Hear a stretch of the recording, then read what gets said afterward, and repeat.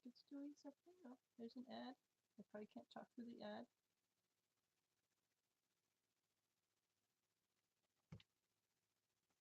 Who knows? Maybe I could talk through the ad. And there's a helicopter, and there's a phoenix. Alright. I think it is up and live. Hello? This is my first ever functional, I think, Twitch session. My name is Lisa Shea, and I'm a published author of about 350 works under my name and under pen names. I run 2 different writing groups.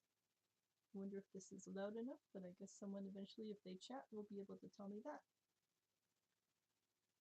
I run 2 different writing groups in central Massachusetts, one of them in Sutton, Massachusetts, and one of them in the Boston area.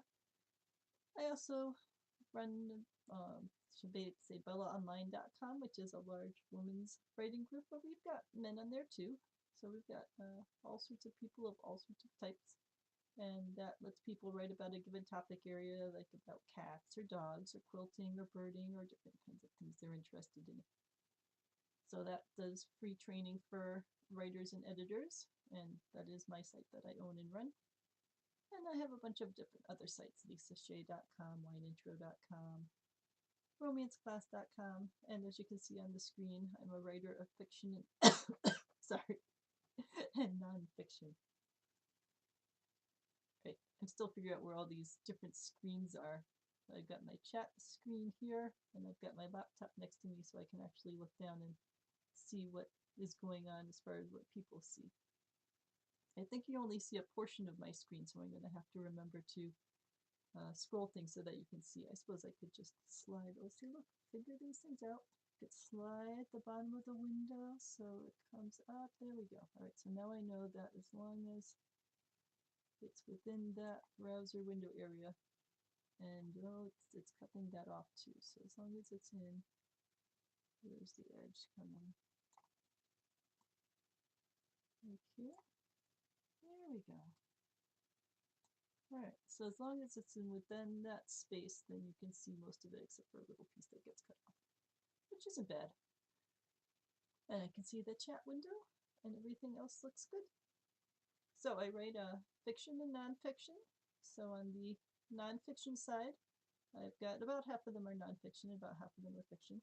The nonfiction side tends to be self-help kinds of information. So I've got books on yoga and meditation, got books on time management, a whole slew of books on low-carb dieting because I run the low-carb site at BellaOnline.com.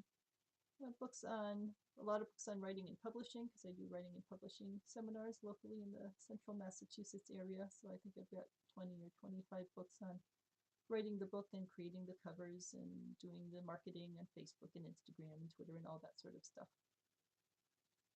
And what else on the nonfiction side? A bunch of books on living a green life, books on parakeets, book on tadpoles because I had tadpoles for a while. So lots of different kinds of topics. And then on the, you got a hummingbird outside the window. And then on the fiction side, I've got a bunch of different topic areas. I write a 15-book series on medieval romance with a female heroine. It's a different heroine in each book that she wields a sword. I've got a 6-book series that's a yearly murder mystery series where a woman who likes to do yoga and meditation is in Sutton, and every year she seems to come across a dead body, so she's an instigator apparently of dead bodies dropping, which seems to happen in a lot of these kinds of series. And then I've got a zoo mystery series of short stories, an art museum mystery series of short stories, a diner mystery series of short stories because Worcester has the Worcester lunch car diners, which are pretty famous. They're the classic ones that look like train cars. And since we're near Worcester here, we have a number of them that are still around even though they were built in the 20s and 30s. So my heroine goes to different lunch car diners and visits them. Just checking to see. And science fiction, fantasy, paranormal, dystopian. I think I have something in most of the major categories. I've got children's fantasy about a fairy in the Whitensville Library. So a number of different things. Black Cat series. set in Salem, Massachusetts. I wrote that a chapter a day. So book 1 was written on October 1st. Book 2 was written on October 2nd. And each one's a short story. So when I call them a chapter, when you put them together and to make the actual final book, each of them ends up being a chapter in the book. And then October 31st, I wrote the final book, short story, and then compiled them all together into a 31 chapter full paperback book for people to read that way. So I like to do that a lot. I like to write a series of short stories that have, in essence, different chapters in a person's life, and then you can compile them together to get the full story. Speaking of compilations, my Sutton Writing Group has put out 3 compilations so far. We do it each holiday season. So last holiday season, the money goes to the Toys for Tots program, and the theme was holiday. So we had people writing in short stories and poems and essays and different sorts of things about Hanukkah and Christmas and other kinds of holiday celebrations. Ah! I got a chatter! Wait, and I can actually see it. Let's see if this works.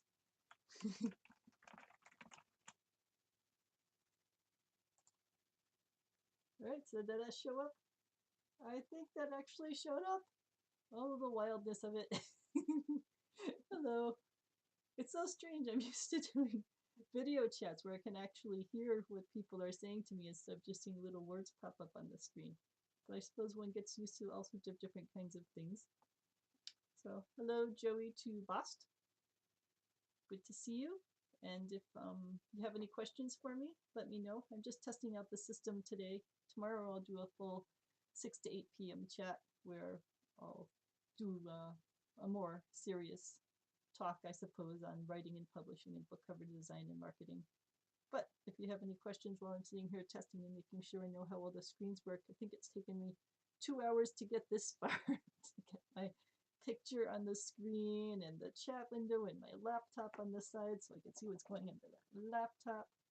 Get my glass of wine poured to make sure I'm set. Oh wait, I have to hold it this way. Glass of wine. That's not that you have to hold it so high. No. One does not question the ways of the internet. One only plows forward and is happy that things are working. Alright, so a bunch of different kinds of books, a bunch of different topic areas. So in my writing groups, we have children's book authors, mystery books, historical fiction, all sorts of different kinds of categories. And between all of us, we've written so many books at this point that I'm pretty good at answering questions on pretty much any topic, or I know where to look up the answer if there needs to be answers. So my hope with these video series is to be able to talk with people who can't make it to my in-person seminars. I run a free in-person seminars at the local libraries, and it's usually 4 weeks. So the first week it's 2 hours on the writing and designing and getting the book ready process. And then the second week is on the publishing process, whether you should try a traditional publisher or a small press or a self-publishing. And I go step by step through the self-publishing screen so you can see how the screens work. The third week is on marketing in general, about book newsletter marketing and launch parties and author signings and all those other kinds of things that you do to get a book moving. And then the fourth week is on social networking, so Facebook, Twitter, Instagram, all those other kinds of systems. You coming up, Kim?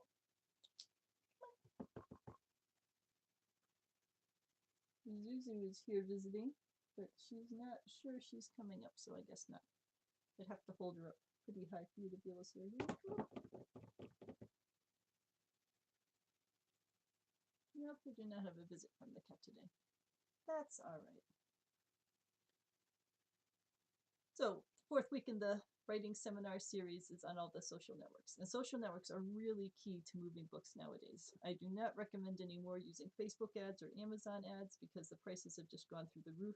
I heard someone posting fairly recently that they got down to 9 cents per click, and I'm used to 2 cents per click rates. So to pay all that extra money seems high to me, and you can get a lot of free advertising through Facebook, just regular Facebook posts if you do it properly, and through regular Twitter posts and regular Instagram. So I'm not talking about doing the sponsored money type of posts for those kinds of things.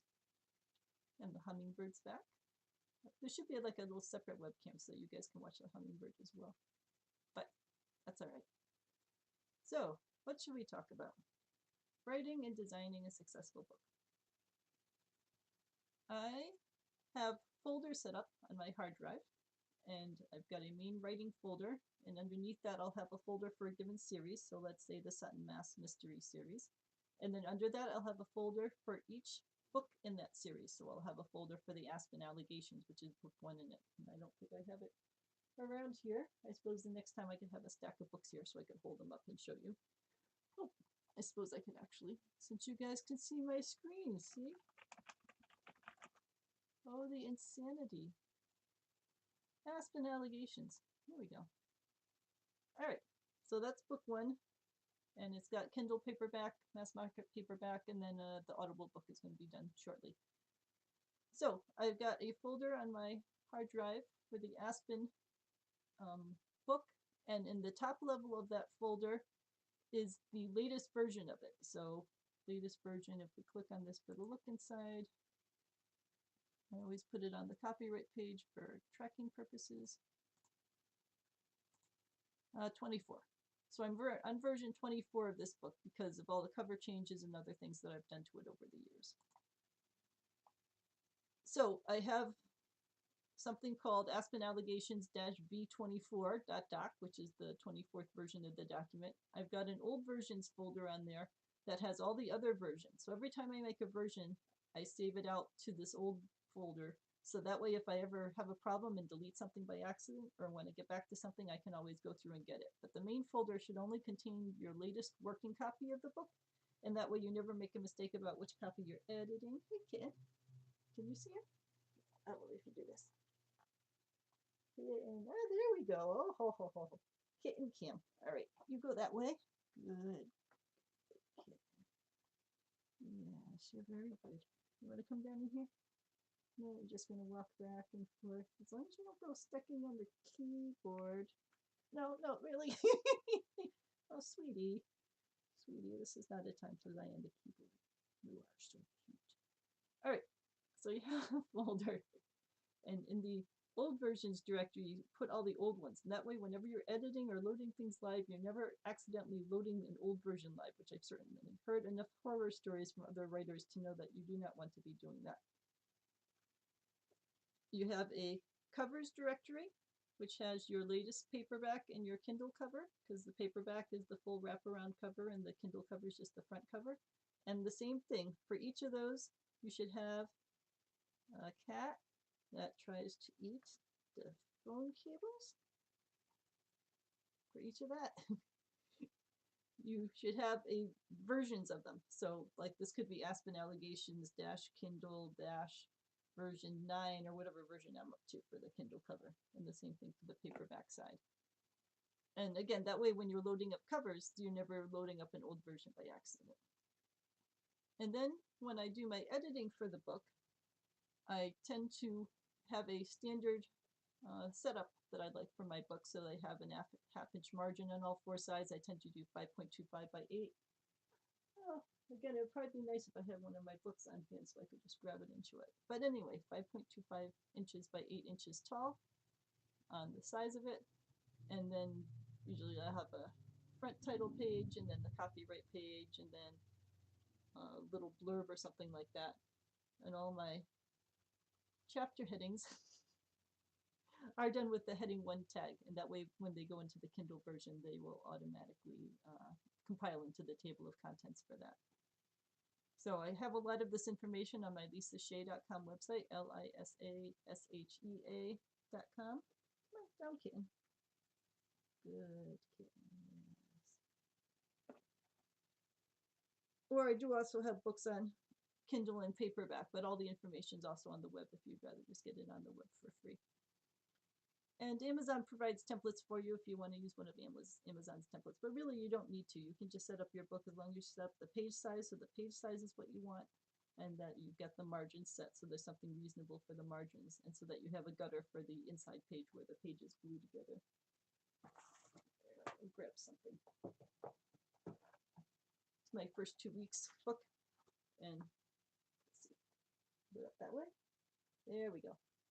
So you need a extra bit of margin on the inside to be able to hold the pages together to get the glue stuck on them, and that's called the gutter of the book.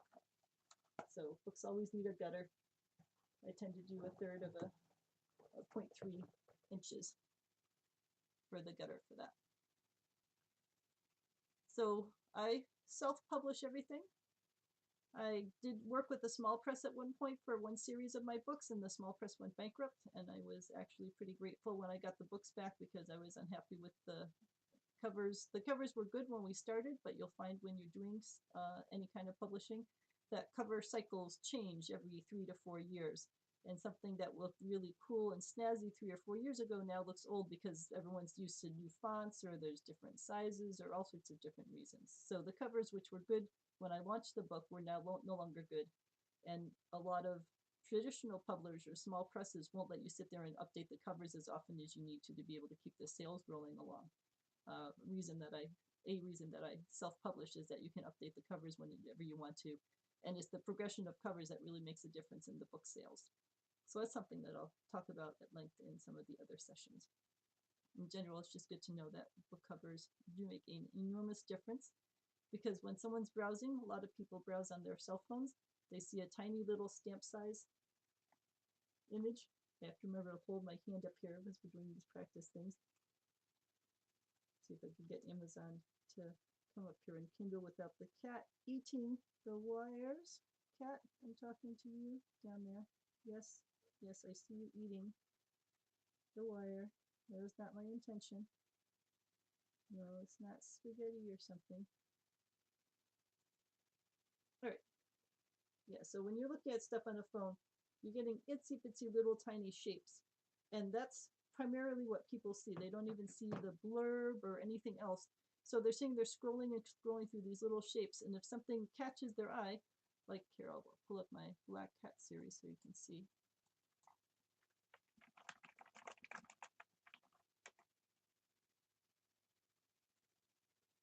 All right, so my Black Cat books have very clear covers that are very easy to see on a small size. So there's a giant cat, it says Black Cat in a font that sort of gives a sense that it's some sort of a paranormal witchy kind of thing. And you probably can't see that it says Salem, Massachusetts Mini Mysteries, but maybe if you have a tablet you could see it. But hopefully that image is enough to get someone to click, to then learn more about it, to then be able to click and buy. So all the books have different kinds of cat images on there. That series, that one's not mine, those are ads.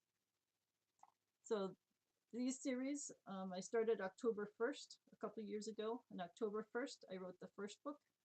That evening, the next morning, I loaded it up live on Amazon, and a bunch of people read it and gave me feedback on the characters and storyline. And that night, I wrote book 2, and then uploaded it that night. And the first thing on the third morning, it was live, so a bunch of readers read it and then gave me feedback.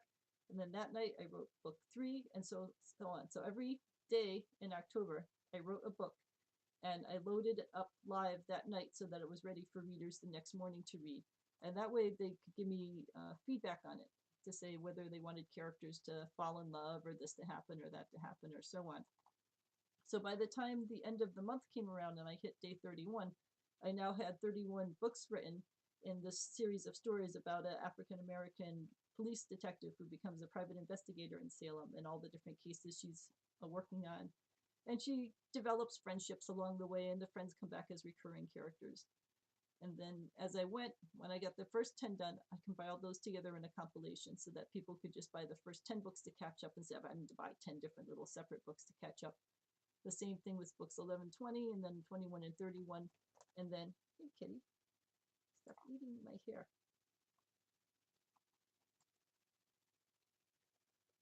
And then we've got volumes 1 to 31 as the complete set that has everything all together in it. So that was a fun project. But my purpose was to say that the covers catch the eye for people, and a lot of people like them and download them even at a tiny size, where if the cover was something really complicated with lots of different stuff going on. Here's my old weddings cover. See if I can get that to work that way. So my old cover for my weddings and courtships book, it looks cool in person because it's got the Eiffel Tower and it's got a lavender field, and it sort of does the whole red, white, blue flag color stuff. But on a smartphone, when you squash it down into little thumbnail size, it just comes into a giant blur. And you can see that it says France, but you have no idea what it's about. So the new cover for this stick that over there.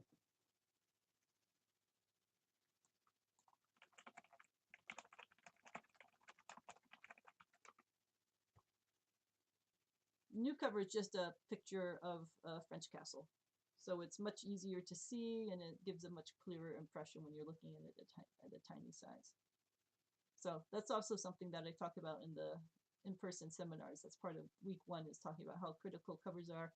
And I go step by step through a lot of my covers to show how the progressions happened and to give a sense of how the different feedback helped to craft it to make the sales get better and better. Alrighty. The cat has calmed down and is curled up in my lap. You happy down there? Yeah, good. I should get a cat cam. Then you can have a cat cam and a hummingbird cam and a Lisa cam. Alright, well, we'll see if anyone else pops by for my very first test of this. I just posted a random message on Facebook to see if anyone was available to do it, so there could be that no one is able to come by today. But I mostly wanted to make sure that I was comfortable enough with where the chat window is. The chat window is over here. Alright, so that seems to work reasonably well. Yep, that took me a while to get that part figured out. My Amazon stream's working, and now I know that I have to make it a certain size to get it to fit in the streaming area. Let's go back to the Lisa Shea page.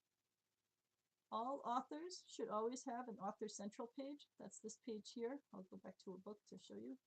So this is my carb charts book. And underneath a book's name, it pretty much always has the name of the author. If you don't set up an author central page, then when you click that, it just goes to a search result on Amazon. What's your claws, kitten? All right, going that way. Nearly always goes to a search result on Amazon to show you what happens if you search for that word. But if you set up an author central page, which you do it going to authorscentral.amazon.com, then when you click on the author name, it goes to your personal page. So there's a bio over here. It talks about whatever you want to put in your bio. It shows a list of your books across the top that someone can scroll through to show the different kinds of books you have set up.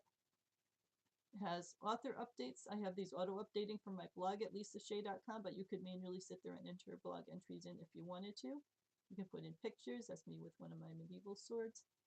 And then it has the full list of the books that you can sort by different kinds of things. So you can sort by, I don't know, most reviews. Well, it doesn't look like it's sorting. Maybe it puts the series first, or maybe it's just broken. I think it's just putting the series first. Oh, that's interesting. Let's put publication date. Alright, yeah, so my narrating book is the latest one in the author series that came out, and I most recently compiled together the Zoo Mysteries into 10 books. That's a series of 10 short stories. And the virtual launch party. My cat's just jumping all over the place, so I want to make sure that nothing too exciting is going on. So you should have an author central page if you're an author. Even if you just have one book, you want the book, when people are interested in more about it, to go to the author central page so they can read your bio, they can follow you.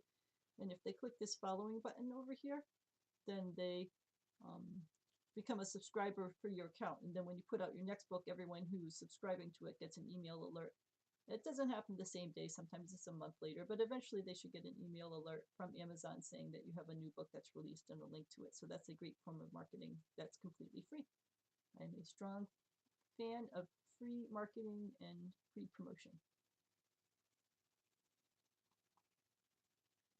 What else can we look at in here? So carb charts, the mysteries. Oh, let's talk about Audible books.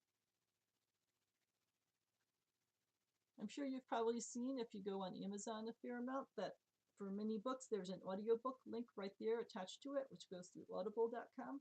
They don't send you CDs anymore. I remember the old days of getting tapes in the mail and then CDs in the mail, but now it's pretty much all electronic. So if someone bought an audiobook, then they would just click there and it would download right to their computer. So they hit the little play button, and if they're at a computer screen, the audio starts playing through their speakers. If they've got a cell phone or a tablet or something, it just starts playing right through their speakers. So it's instant satisfaction, and it's easy, and with a device that they tend to have with them all the time anyway. So it's always good to have an audio version of your book. And Amazon, of course, makes it easy because they want to get as much money out of you as they possibly can. So there's a site called ACX, which is their Audible exchange system that connects you with narrators. There is an option to pay narrators up front to do your books, but I prefer to do the royalty share system. With a royalty share, if someone bought this Audible book right here, then I would get half the proceeds and the narrator would get half the proceeds just of the audiobook versions. But you don't pay them anything at all up front to record it. So the narrator here I have, Grace Sylvan, who is an awesome narrator, by the way. I just love her readings of my books, of the Rosalinda books. She did the narration wholly for free. So I went to the ACX site and I put up a sample of my book, and she read it, and a bunch of other people read it, but I could choose which one that I thought did the best job of reading the voices for it. So when I chose Grace, then she read the first portion of the book, and I could listen to it and give her feedback about how she was doing her readings. And then she loaded up the whole book, and then I listened to it and approved it, or you can go back if you need to and ask for different kinds of changes. And once the book goes live, then for all the proceeds that get sent back from Amazon for our share, she gets half and I get half. And I'm very happy to do that, because the whole reason someone's getting an audiobook is for the narration. I mean, she put in all the work to narrate it well, which is what they're enjoying. And she's got incentive now to promote it because she's getting paid for all the sales that happen. And I also have incentive to promote it because not only is it promoting the Kindle book, but also the audio version book. So I do recommend getting an Audible book. Since people make, or at least a lot of writers in my circle, tend to make changes to books after they first go live, because you put a version up and you think it's perfect, and then you discover a typo a week later, and then a month later you discover another typo. I wouldn't recommend putting the audio book up immediately after your paper or Kindle book goes live. I have the paper or Kindle book live for a couple months so that you go through all of those. Oh, I need to fix a word, or I need to do that. And then when you're pretty sure it's set, then you could do the audiobook version, because you can't really go back and edit an audiobook that kind of way. It would be much more of a hassle, and you'd only do it if something really seriously got in there somehow that you managed to miss in the beginning sections. So I do highly recommend audiobooks. I'm just a little surprised here that it doesn't have the series link. Oh, here we go. On the Kindle side. It should be on the other side too. So this is book 1 in the series, and that she's done the audiobook for. So we've got readers on the Kindle side and readers on the audiobook, and since these are short stories, there isn't a paperback version of these. People have to wait till I get to book 10, and then I compile together a paperback version for the people who enjoy the paperback version of books. So I strongly recommend having an audiobook. I always recommend having a Kindle book of everything, because there's so many Kindle readers out there. And then if you can make a paperback book, if it's thick enough, then you could do that. The problem is that my short stories, I'm looking around for something short here. Yeah, I'll just use the Prince book. So I think my Courtship's Prince book is, say 120 pages long, and it's fairly slim. If you get too slim, there isn't enough content to bind it. So if I've got a 15 or 20 page little ebook, I can't really make a physical book out of that. So I just leave those as ebooks until I get enough of them stacked so that I can put out a compilation version of it. And in my cases, since I always write in series, then I get enough of the same book together, the Zoo Book 1, Zoo Book 2, Zoo Book 3, and so on, until it combines together.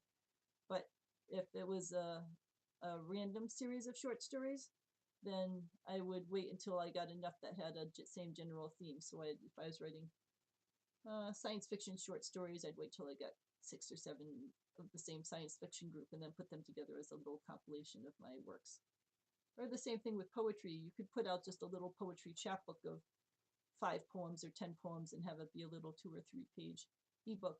Or you could wait until you stacked a whole bunch of them and then start making slim paperback books.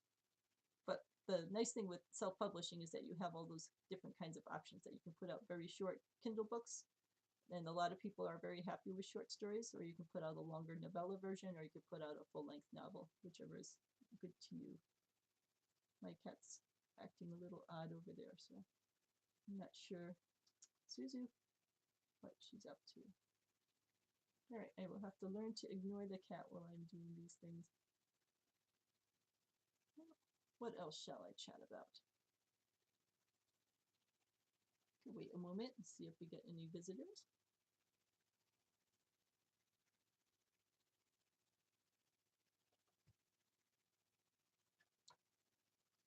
I suppose I also tend to talk fairly quickly, so I should learn to talk a little more slowly. The people I know around here are used to me talking quickly and are probably used to being able to follow me. But if I have people visiting from other parts of the country or world, then it could be that they will have trouble if I am talking too quickly with being able to manage that. So I can try to manage talking more slowly. I apologize if I was talking too quickly before. Now, of course, I say that, but if I start actually getting into a topic and describing it, then I will probably just speed back up again. So I apologize for that. But life will go on. Let's talk about series. I tend to always write in a series for fiction, and I tend to always put the first book free.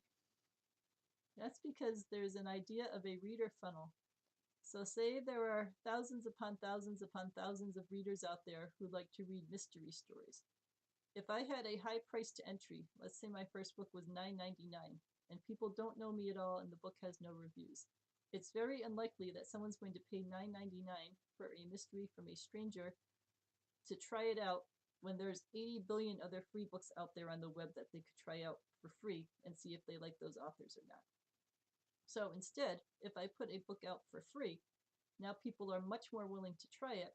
And if I now get, say, thousands of people trying book one, let's say 90% don't like cozy mysteries or hate zoos and think that zoos are wrong, or they don't like that my heroine is 50 years old, they'd rather read about a 20-year-old, or they don't like that I tend to write clean stuff, clean meaning no swears or no explicit sex in them. So it could be someone was looking for a sexy story or a story filled with gore. So it could be that I lose, let's say, 90% of people because somehow they got the book and they decided they didn't want it. I don't care because there was no cost at all to me to get the book into the hands of all these thousands and thousands of readers. All I care about is that I got for free that portion of readers who actually like the style of writing that I have and the content that I provide. And then I get all of those readers now to read book two, because right at the very end of book one, I have a link right there that says to read book two, click here. You don't want to have them go searching for the next book or go Googling or searching on Amazon for the next book. You want it to be one click that they get the next book down to them. And if it's a paperback book, they're going to have to go hunt it down, but you should at least show them a picture of the cover right at the very end of your story so that they see the cover and they know that there's another book and that they can go get it. But the general aim is that you want them right at the end of the first story, if they like your book, to immediately go to the next story so that they can get sucked down the series. If instead I wrote a Preening Peacock story, and then I wrote an art museum story, and then I wrote something other story, then every single time I'm having to regain a new group of followers because it could be the zoo readers hate art museums, or that the art museum lovers hate diners, or so on. So if you write a series, then once you've gone through all that effort to get the fan base who loves this topic and your writing style and the location and the heroine or the hero or whoever you have as the main character, excuse me, then now you can keep those readers happy by providing them more content. It's the same thing with the TV show. If someone really likes Game of Thrones, they're going to want to keep watching it because they enjoy the characters and they get to know the characters and their history and all that other kind of stuff. It would be sad to them if they just got, let's say, 3 seasons of Game of Thrones and then Game of Thrones abruptly ended while everything was still going on and some new series started up that was about medical doctors or something. So that would not make the Game of Thrones people generally happy. They'd want to keep reading more or watching more Game of Thrones content. So it's the same sort of theory applies here when you're writing in series. So I didn't stop at book one. I provide book one for free and do a ton of marketing and have it available on iTunes and Barnes and Noble Nook and all the other different kinds of systems, Smashwords and Draft to Digital and Overdrive for libraries. So there's just tons and tons of places you put that free book out to get as many readers as humanly possible coming in and leaving reviews and so on. And then for book 2, you can see over here at the top it says Kindle Unlimited. For books 2 and on, so book 2, book 3, and so on down the list, I put those all into Kindle Unlimited, which means it's Amazon exclusive. It can't be wide. So it's not on the Nook or iTunes or any of the other systems. It's only on Amazon, and it's an Amazon special system, which is a lending library. So readers pay $9.99 a month, and they have access to all Kindle Unlimited books, those they can read as many as they possibly can. So someone pays $9.99 to Amazon, and now they can read all of my other books. So they can read all of the Zoo series books. They can read all of the Sutton Mass series books. And it could be that they only like my Zoo books, but that still means that they get all 11 of my books for one low price. And plus they can read everything else that they like from other authors. So it ends up being a big time saver for them and money saver. And a lot of people who like books in Kindle Unlimited then end up buying them permanently so that they have them permanently on their Kindle. So if they decide to go off of Kindle Unlimited, they don't lose access to those books. So someone might read their way down this series, the Zoo series here, in Kindle Unlimited. So they get the first one for free, and then in their mind, all the rest of them are free because they've already paid for Kindle Unlimited. So there's no extra charge. And then when they get to the end, they say, oh, I really like that. I want to keep a copy for my library. And then they go buy the 10-book compilation set that I offer and have the whole set on their Kindle or their laptop device or whatever it is that they're using so that they can read it later if they're interested in it. Kindle also has the notion of lending copies to friends.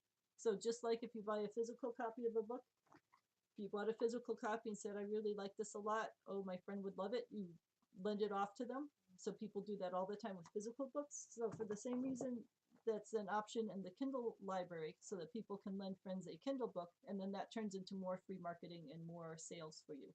Because if someone borrows a book and then they really like it a lot, they're very likely to buy a copy for themselves and keep a copy on their own device. So I recommend always writing series, always having the first one free on all platforms. That's called permafree, PERMAFREE. And then having books 2 to 10 or 2 to whatever you write in Kindle Unlimited. And if you want to keep readers happy and engaged and you're interested in continuing to write, then you could just keep writing the series indefinitely, pretty much. I mean, I did my Black Cat series for 31 days, and at that point I figured that I had finished the character arcs that I was interested in writing about. But there are a lot of readers who would very happily go on and read what happened next to these characters because they enjoy the characters. So it's like a lot of people didn't want Game of Thrones to end. They would have been happy to keep watching more episodes and see rewrites of the last season of episodes since there were people felt there were problems with that. But few people, if they really enjoy a series, want it to just stop and never keep going. They're interested in knowing what happens next. And if you're interested in writing that, then you might as well write it and keep the readers happy and keep yourself happy and keep the book sales rolling along. If you just aren't interested in writing it, it's better to go on and work on something else, and your readers will have to be happy with what you provided them. Give them some sort of a reasonable wind up at the end of it so they're not left hanging, and then go on and work on whatever else you want. I don't tend to take the wind up theory in general, like of the Zoo stories. There is a 10th one that I just haven't put out yet, and then I'll have reached the end of this arc. Something happens to finish up things that were happening in this book series, but then I've already got books 11 and 12 planned out that I'm going to be working on. So things will keep going just at a slower rate, because with the Zoo series, I go to the physical zoos. I went to the Franklin Park Zoo and Capron Park Zoo and Sturbridge Village and all those kinds of things. And I'm in central Massachusetts, and we don't have infinite zoos around here. So now that I've visited all the local zoos, I have to go further and further afield to get to more of them, which means that they're going to come out at a slower and slower pace. And the same thing happened with my diner series. Here's the Shea Diner.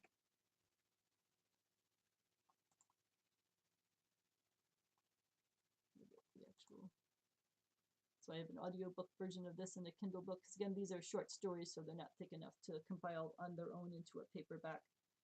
But with the diner series, it's a girl who has Asperger's who loves local Worcester lunch car diners. So there's 10 of them within reasonable driving distance, and I went to each one and then wrote it up as part of the story. But now if I want to add more on, I have to go further and further away to get to one. So these are going to come out more and more slowly. Unless at some point I want to have her branch out and visit other kinds of diners, but I'm not at the point where I'm willing to do that yet because I really like the Worcester lunch car diner connection with all of this. If you're just doing something where you're writing fantasy or you're writing murder mysteries in a town where people are dropping like flies left and right, then you don't have those same kind of constraints. So there's just different ways of approaching things. For example, my art museum mysteries, I'm running out of steam because there's only so many art museums around here that I can go to. So I'd have to go a pretty far field away to be able to get to new ones. What else can we talk about? I do write under pen names. It's very easy to self-publish under a pen name. When you're in the Amazon interface, then Amazon asks you what the author name is that you want to give a book associated with, and you just type in someone else's name. Well, I mean, you type in a pen name. You don't put in Stephen King's name, but you can put in any pen name that you have decided you want to write under, and Amazon will just put the book out, and there'll be a link here to that pen name. And then when people click on it, they will go to that pen name's bio area. So it wouldn't say Lisa Shea on here for one of my pen name books. It would say that author's name. And then when you clicked on it, it would go to that author's page. But behind the scenes, you as one person are administrating all of it. And when the checks come, the checks just come to you as a person. But the public never sees the connection between the pen names that you run and the real person that is behind those pen names. So I know several teachers, especially, who like to write under pen names because they don't want their author persona getting in any way confused up with the teacher persona that the students are needing to pay attention to. So there's all sorts of reasons that you can use pen names, and if you choose to, it's a very easy thing to do. I just recommend searching on Amazon to make sure it's not taken so that you're not stepping on someone else's toes with your fake name that you're making up. And I suppose I will use the example I'd like to use for that. We look for Stephen R. King. There's a person named Stephen King who decided that he was going to make Stephen with big letters and then a little tiny R and then big King. So it looks like a Stephen King book, but it's not. It's a Stephen R. King book, and you can tell by the stars that people are pretty grumpy by this idea. The Darkness by Stephen R. King. Very poor reviews. But he set it up as a pen name, and so far the actual Stephen King's lawyers haven't made him take these things down. But that's iffy, and I would not head down that path. If you're going to do a pen name, I would come up with a pen name which is fairly different from actual real people's names and make sure that you can disambiguate yourself.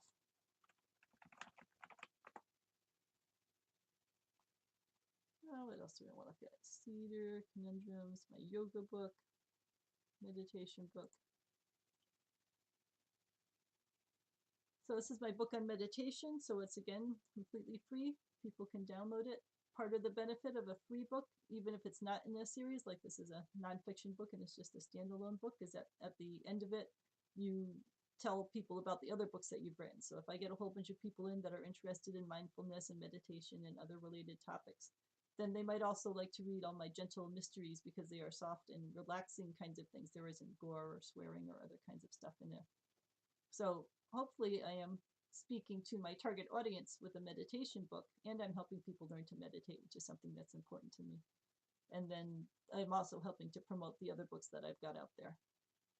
So I do recommend having at least one free book, if not more free books out there, and to know that they can do a great job in promoting your works in general and the related products. If I had a short free book that was full of gore and horror, it wouldn't do me much good because I don't write gore and horror. So what maybe I would read it, I would bring in fans who like that kind of stuff, and then they wouldn't buy any of my other stuff. And my actual target audience, which would like gentle, romantic, soft stuff, wouldn't buy the horror book. So the horror book wouldn't do its job to bring in that kind of audience for it. I think I was talking quickly again. That's what practice is about, learning to speak more slowly.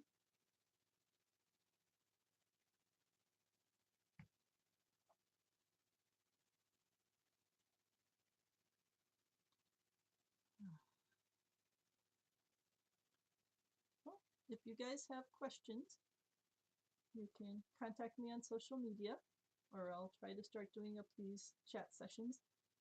The main test one that I'm doing is going to be Thursday, June 6th from 6 to 8 p.m. Eastern Standard Time.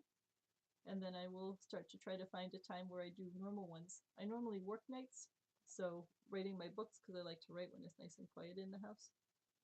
And I'll have to figure out when I can do a regular chat if I want to aim for weekly, because I have a whole bunch of other things that go on in my life. I am the president of the Blackstone Valley Art Association, so we do gallery time every Saturday from 10 to 3. My boyfriend's in a band, so I'm often off doing band photography and work for him.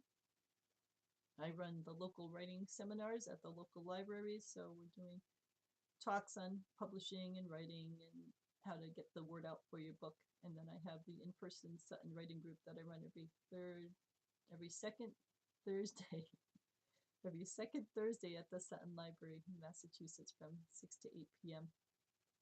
And then I run a Boston one, which is always the third Tuesday. And then the Blackstone Valley Art Association meetings are also the third Tuesday in the evenings.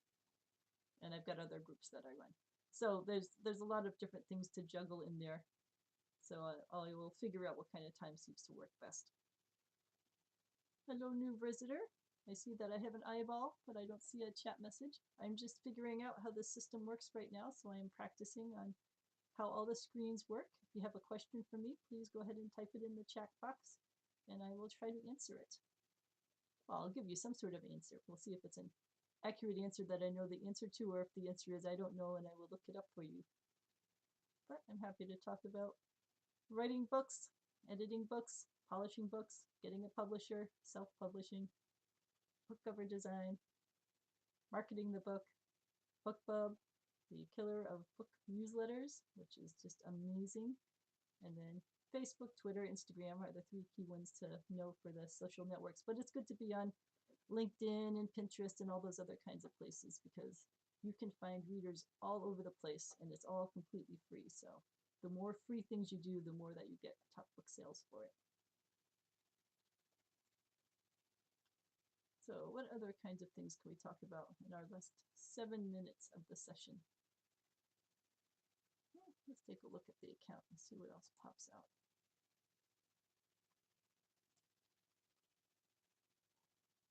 Blogs, ASP coding, parakeets.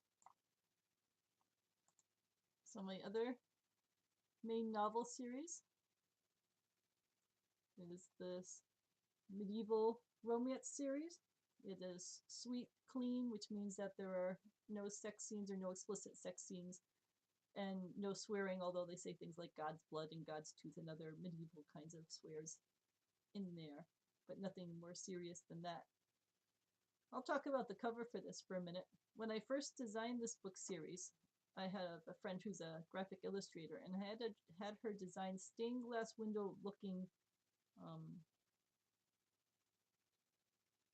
medallions, I guess we'll say.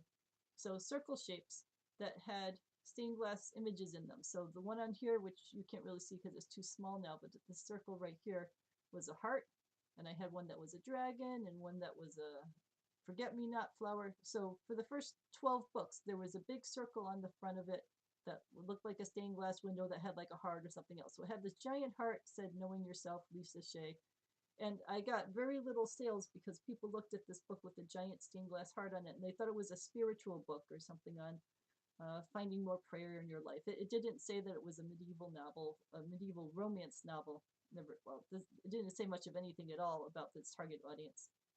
So I switched to a second set of covers where it was just, in essence, me from the back holding one of my medieval swords in one of my medieval outfits. So it was a medieval woman standing on a grassy slope looking off into the distance. So it said medieval much more, and I got more sales, but it still didn't say that it was a romance.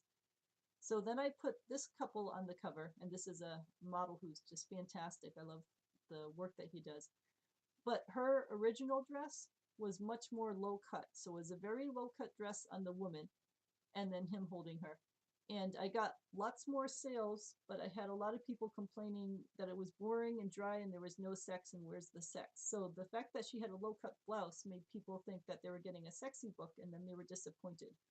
So as counterintuitive as it might seem, you want to dissuade your non-target audience from buying your book. You just don't want them to download it because they're going to leave unhappy reviews and it's going to damage your book. It's much better to have them not get it at all and to make sure you get your target audience in, because then it could be that people who wanted sweet, clean romance with no sex were, hey, hello.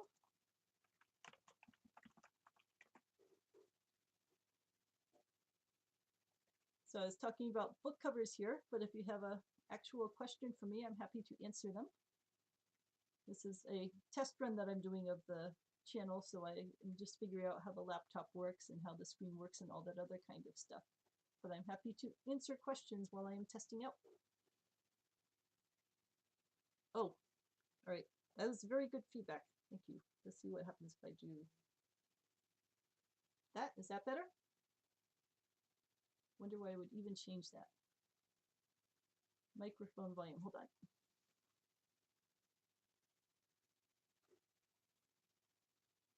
I think that might be ear volume. I think that's ear volume. All right, where would I change microphone volume? Here, we'll see the innards of Streamlabs. Oops, nope, that don't want to do that. This is why I'm testing. Microphone aux. Oh, it looks like it's all the way to the right, but if I'm not talking loud enough, and I don't really want to yell, so why would this not be loud enough? If I try that down, let's make it quieter. No, quieter is bad. Louder is good. Let's undo.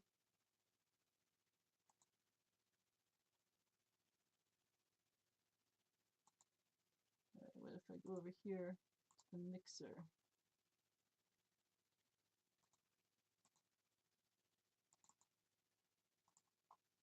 It's a volume mixer, but I swear I had a microphone mixer. It only looks like output.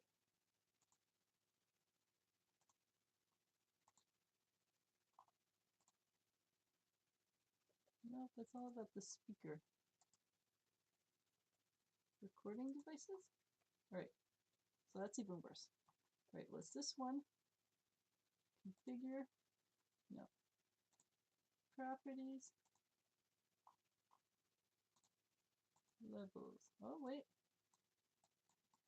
No, I can't even change it there.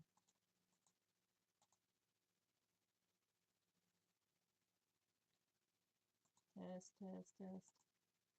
I can see its properties.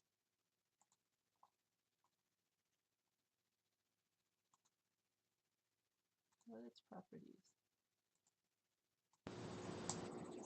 Is that better? How about that? Is that better?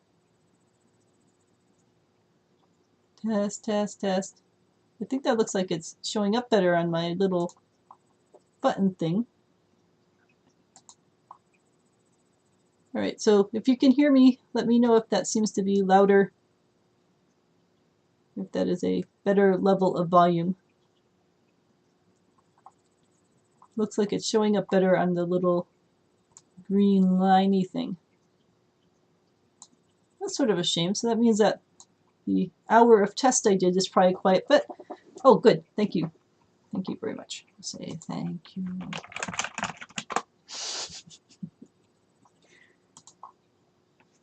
All right, well, that was very helpful to know, so that now I know how to play with the microphone volume, and hopefully that will get set. So do you have any questions for me while you're here about writing or publishing or marketing or Facebook or Twitter or Instagram, social networking?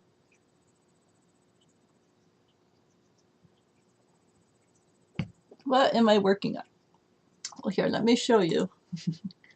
The chaos, which is my life. I've got 350 books out, and most of these are in series. So, for example, this Preening Peacock series is part of 10 books. I've got 9 of them up. So these are all set in different zoos around Massachusetts. So I'm loading book 10 up, and I have the idea for book 11 now. Oh, homebrew. Homebrew is fun. I've got a number of friends who are brewers. I'm actually a wine writer, so I'm drinking wine here.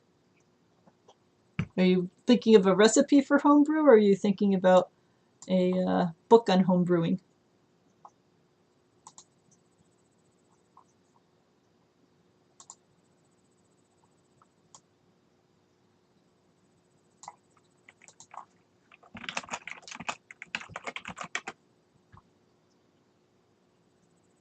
I have a book on sangria recipes, and a book on low-carb cocktails, so sugar-free cocktails. And then I have a book somewhere on champagne cocktails. It's probably not going to come up that way. Lisa Shea champagne. There we go. So some champagne cocktails too. So those are the alcohol-related things that I've worked on, but I haven't read. Oh, well, no, I take that back. I do actually have a book on beer, but it's so old that it's probably in trouble in the ratings.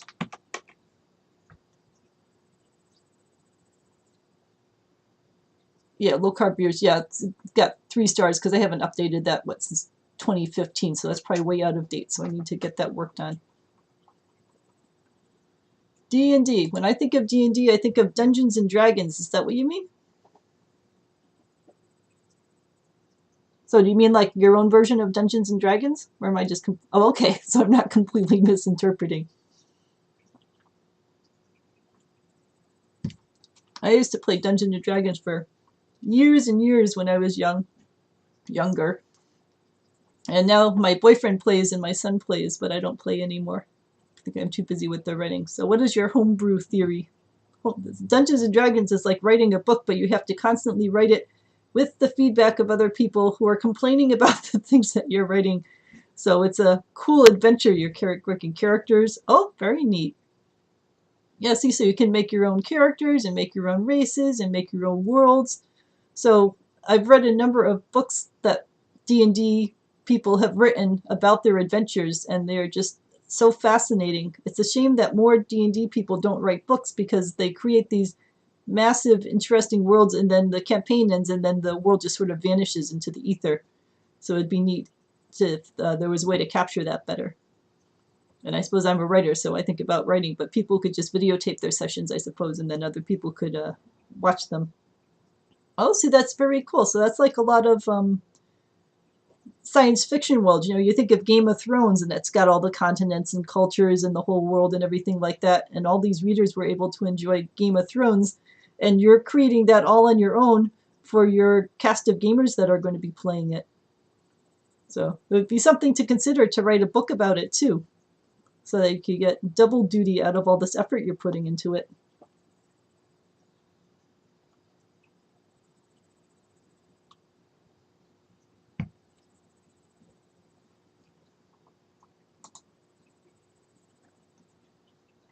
I've written some fantasy. I'm trying to even think. Some of it's under my pen name, which I don't want to share right now, but the stuff that's in here, Aquarian. I don't push this series much. It's a science fiction romance series, so it's more about people falling in love in space more than it is a actual science fiction story. But I do enjoy the science fiction stories very much. Oh, what has he lied about? And yes, I read the Wheel of Time series, and what was the character's name? Nynaeve? I think I got up to book 2 or 3, and she was just driving me absolutely insane, and I refused to read anymore. Oh, you mean that he keeps saying that the books will come out, and then the books don't come out for Game of Thrones?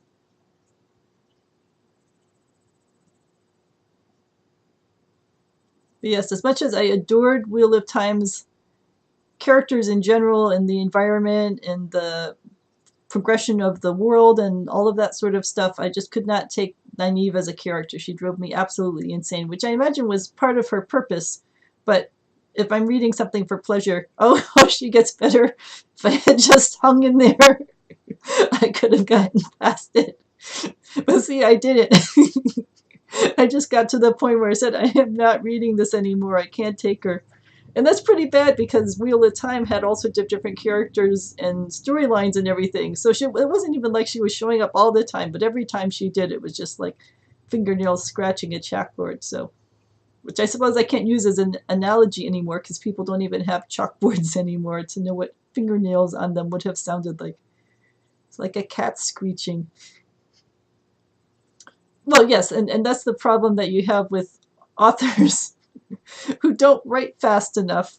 Like the Game of Thrones series, we have no knowledge if we're ever going to get to the end of the books because the author could just pass away and then we'll never get to the end of those. So an author should get their series done at some sort of reasonable amount of time if it's a cycle-based series. I used to read Robert B. Parker all the time, who's a mystery writer, and he kept writing the Spencer for Hire series. And they just kept going and going. So it didn't matter. I mean, it mattered that he passed away. But it didn't matter in the sense that you didn't get to find out what happened because at the end of each book, it just sort of ended. And then you'd be fine with that ending. And then he wrote another book with the character having a different kind of adventure. Ah. Yeah, I probably heard about that when it happened, but because I'd already given up on the series, it didn't impact me too much.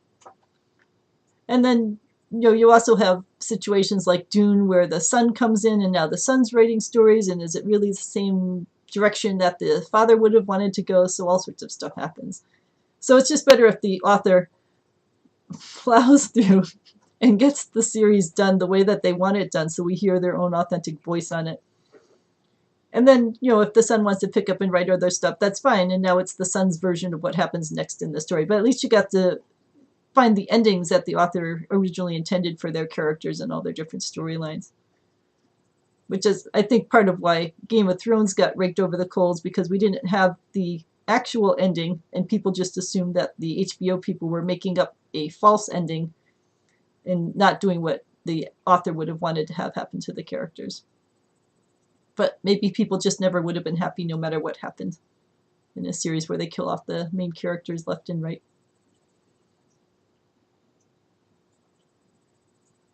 Yep, yep. All of that history stuff is so important in making a world seem fully authentic. And I think a lot of the stories that we enjoy tend to be stories that have a rich background to them. So you get a sense that there really were grandparents and great-parents out there who were building culture for the current generation of people to enjoy, and that people don't do things for random reasons. They're doing it because they were brought up a certain way. Sure. Yep, you can post it to me. Like if you're on Facebook, you can use the Lisa Shea author page, or if you're on Wattpad or Twitter or Instagram, I'm on all those different kinds of systems.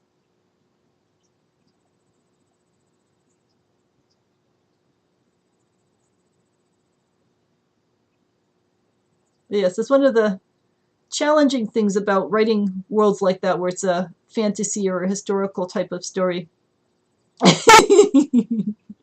I don't think that works.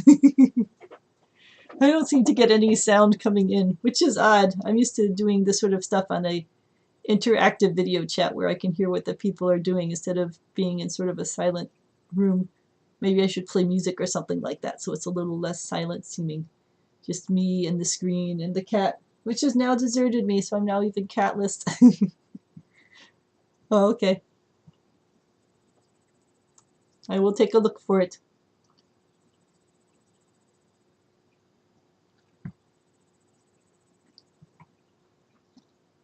All right, well, it's 6:09, so I think that I am set for this current session because I did an hour long to do a test of it. But thank you so much for coming in and chatting with me. It was great to virtually meet you. I'm going to come on tomorrow, which is Thursday, June 6th, from 6 to 8 p.m. Eastern Standard Time. It's right now 6 p.m. Eastern Standard Time here. So it'll be starting at this time tomorrow, whatever time that is in your time zone. And that'll be a 2-hour, and then I'll figure out what kind of times work well for me on a regular basis to do this amongst my other schedule. But thank you for helping me with the microphone. That was a key thing to figure out. So hopefully that'll be better for tomorrow's main test when I've got more people in here to help me test with it. And I will take a look to find your document. Yep, nice to meet you. Thank you very much. And I will talk to you soon. I have to figure out which button to press. How about that one?